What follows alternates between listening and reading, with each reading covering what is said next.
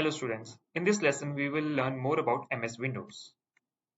The topics that we will cover in this lesson are built-in accessories, managing files and folders using Windows Explorer, Windows Explorer interface parts. So let's begin. So first we will learn about built-in accessories. Windows accessories is a group in which different types of tools are available for different purposes. It is an important part of Windows. It is available in all Windows versions. There are different tools present in this group. Windows operating system ships with some handy applications known as Windows accessories.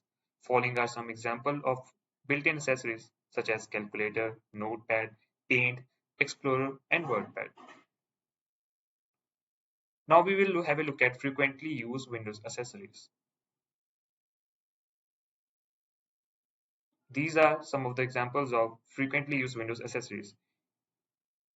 Next, we will have a look at managing files and folders using Windows Explorer.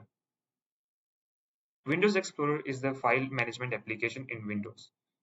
It can be used to navigate your hard drive, display the contents of the folders and subfolders you use to organize your files on your hard drive. Windows Explorer is automatically launched anytime you open a Windows folder in Windows XP. The Windows Explorer interface has several parts to it. First, we will see about the title bar. It shows you the folder you are currently in. You can also set the title bar to display the full path of your folder. The bar tells you the drives, folders, and subfolders you would have to open to get to this folder, beginning with the root of the drive. Next, we have the menu bar.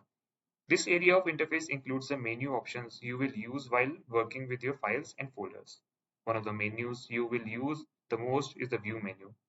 You can use the options listed under this menu option to change how the contents of your folders are displayed in the main Explorer window. Next, we have the Standard toolbar. It contains buttons that duplicate many of the tasks you can perform using the options in the menu bar. For example, you can click on the Views button to change the display in the main Explorer window. Next, we have the status bar. The bottom portion of the Windows Explorer windows displays information about the folder you have open, such as the number of the objects and the size. Next, we will learn about the address bar. Like the title bar, the address bar can be set to display the full path to the folder. You can enter the path to the folder or subfolder in the address bar, and Explorer will open it for you in the main window. So that was for this lesson. We will learn more about this in next lessons. Thank you.